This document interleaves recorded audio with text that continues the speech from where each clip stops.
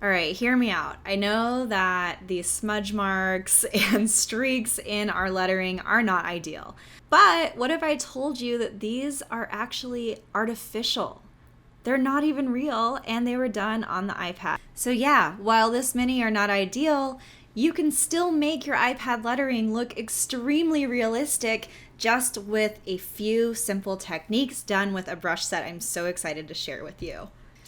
So this is called the Aqua Real brush set that is by Lisa Glanz. I've linked it below so that you can quickly snag it. And this is actually a brush pack that was created for more like realistic digital paintings, but I decided to give it a go with lettering as well. You can check out my other tutorials that I did do on painting with this set, which are just delightful as well. But when it comes to lettering, I was like, I bet that this would look like a watercolor lettering situation, and then you can add techniques that will help enhance that even more so. And obviously you're not going to want to do as many smudges as you're going to see here, but I just wanted to show you just how much we can make this come to life as if it was on paper. So the first brush that I used is the all-rounder brush, and then now I am using the bristle brush for dry paint.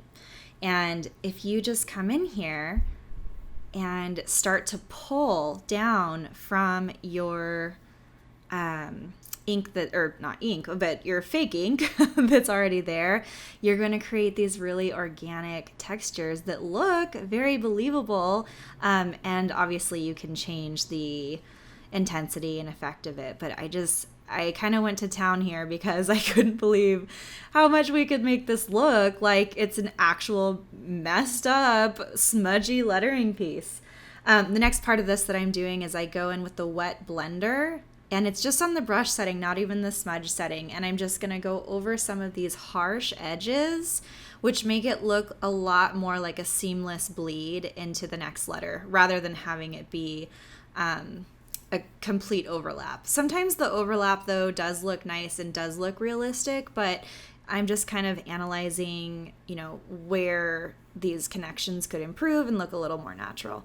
So, but honestly, this is the quickest way that I have found to make this realistic looking lettering on Procreate, and I could not be more excited about it. So that being said, it's this very quick overview, but these brushes are phenomenal for both painting.